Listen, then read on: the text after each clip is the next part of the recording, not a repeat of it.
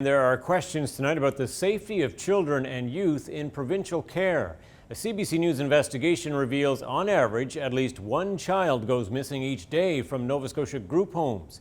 Data provided under Freedom of Information shows between January 2011 and December 2016, there were more than 2,600 reports of children missing from the province's 15 facilities. The Halifax region had the highest number of reports, more than 1,000. A close second is the Western region, where there are only 2 facilities, followed by the Northern region, which includes Wood Street Centre, a secure site in Truro. Cape Breton only has 1 group home and accounts for the lowest number of missing youth reports. Our investigative reporter Angela McIver has been digging into this issue. She has the story of one family's experience. Where is she? We don't know. When's the last time you talked to her or seen her? It's been weeks. This father recalls a conversation with his daughter's social worker. It happened last summer, the day he regained custody, 4 years after he voluntarily put her into provincial care. The 16-year-old had run away from a group home, again, addicted to crack and living with a pimp. The Children and Family Services Act prohibits using their names. She's a hardened street child, hardened. He blames the province for not keeping his daughter safe. Over 6 years, there have been 2,655 reports of missing children from Nova Scotia group homes. The data provided to CBC isn't complete, and a single report could include multiple kids. That means the real numbers are likely even higher. A lot of times, the duration of the absence is very, very small. So we have kids that, for any given reason, don't come back at curfew.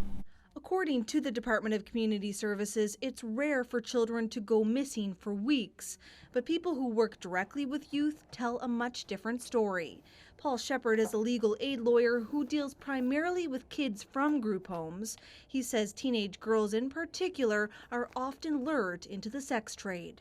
Most of the young females that we see come through this office, for whatever reason, have either been approached, have, I guess, been taken advantage of, or knows somebody very close to them that has been, I guess, taken advantage of and trafficked. Although the province is working on programs to prevent children from running toward a dangerous lifestyle, it's not much of a consolation to families who have already gone through it.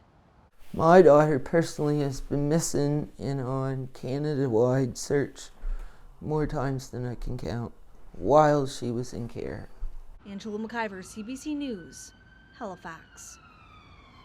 Tonight's newsmaker is Reid of the Nova Scotia Child and Youth Care Workers Association. He says one way to address the issue of runaways is to increase the number of staff at the homes.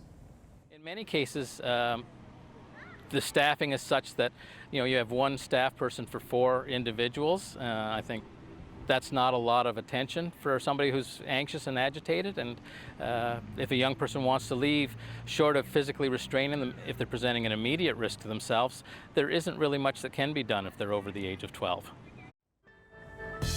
My conversation with Reid is coming up in just a few minutes. That's our newsmaker just after 6:30. Well, if you have a story you think our Nova Scotia news or investigative teams should be looking into, we want you to get in touch.